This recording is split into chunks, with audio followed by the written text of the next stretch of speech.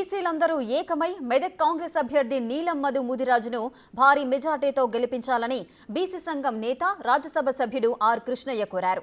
BC సామాజిక వర్గానికి చెందిన మధును పార్లమెంటుకు పంపిస్తే దేశంలోని బీసీల తరఫున పోరాడతారని అన్నారు.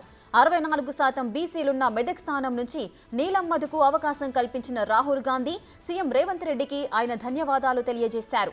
బీసీ సంఘం తరఫున మధుకు పూర్తి మద్దతిస్తున్నామని ఆయన ప్రకటించారు. తనకు మద్దతునిచ్చిన కృష్ణయ్యకు మధు ధన్యవాదాలు తెలిపారు. వైసీపీ నుంచి రాజ్యసభకు ఎన్నికైన ఆర్ కృష్ణయ్య కాంగ్రెస్ అభ్యర్థి మధుకు సపోర్ట్ చేయడం ప్రాధాన్యత సంతరించుకుంది.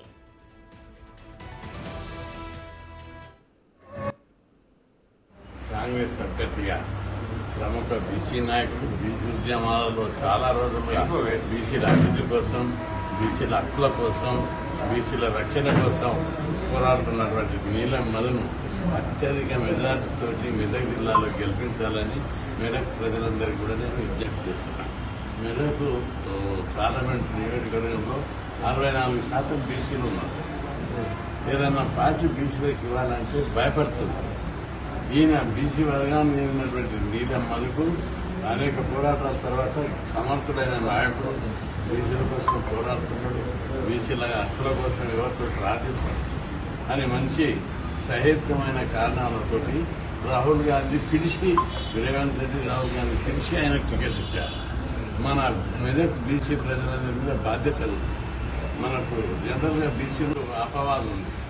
బీసీకి ఇస్తే బీసీలందరూ ఒకటయ్యి భారీ మెజార్టీతో గెలిపిస్తే ఇంకొక వచ్చే సర్పంచ్ ఎన్నికల్లో, ఎంపీటీసీ, జెడ్పీటీసీ, ఎమ్మెల్యే ఎన్నికల్లో బీసీలో ఒక ఐకమత్యం బాగుంది.